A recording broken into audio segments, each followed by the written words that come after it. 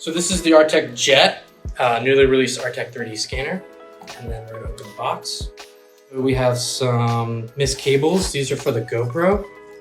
And then we have the GoPro itself. And the GoPro's use is just mainly for capturing color information that synchronizes with the actual Jet software itself.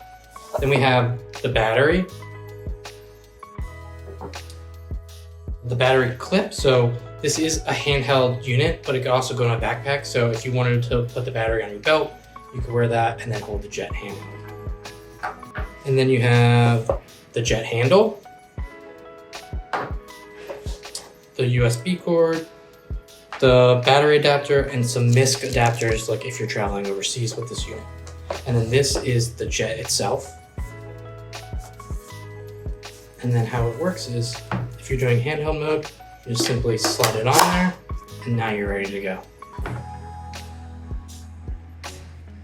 So this is the Artec Jet backpack. So the Artec Jet mounts here, and then you have an RTK, which you could buy separately, that goes here. And then basically you just open these little tabs and you have your backpack. So in the backpack, you have your battery mount, which is right here. So the battery clips onto there, and that's how you get power to the scanner. And then these are the battery cords. So on the outside, there's a port. You attach it to the port and then to the Jet. And then we also have these handy dandy adapters. So this is the adapter for the RTK. So it just mounts right on top here. And then the cord for the RTK as well.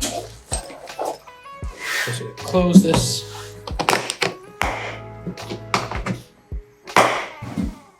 When you're ready to scan, you just quickly slide it on there, and now you're ready to go.